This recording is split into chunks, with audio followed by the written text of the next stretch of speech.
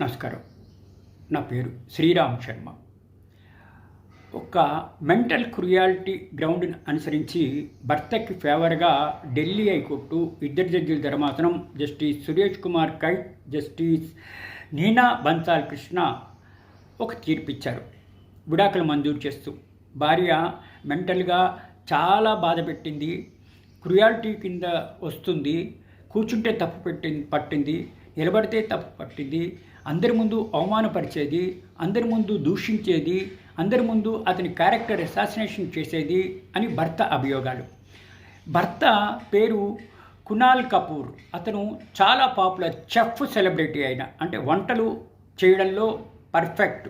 అతను చాలా పాపులర్ అయ్యాడు భారతదేశంలో, అన్ని టీవీ షోస్లో ఇస్తూ అందరికీ తెలిసినవాడే. అతను వివాహం చేసుకున్న తర్వాత భార్య అతన్ని మనస్సు గాయపరుస్తున్నట్టుగా ప్రవర్తించేది, తిట్టేది, అవమానపరిచేది, క్యారెక్టర్ అసాసినేషన్ చేసేది.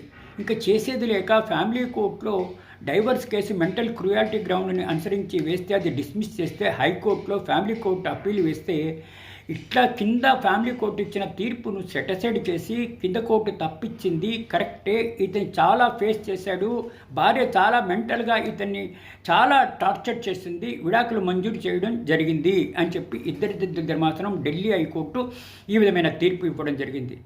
ఈ తీర్పు వల్ల మనం చెప్పేది ఏంటంటే, ఎంత పెద్ద మనుషులైనా సరే, ఎంత పెద్దవాళ్ళు అయినా సరే, ఎంత సెలబ్రిటీస్ అయినా సరే ఇటువంటి చిక్కులు తప్పవు అని చెప్పడానికి ఇది చిన్న ఉదాహరణ.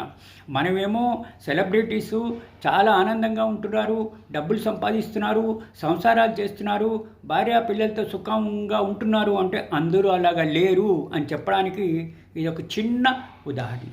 Thank you.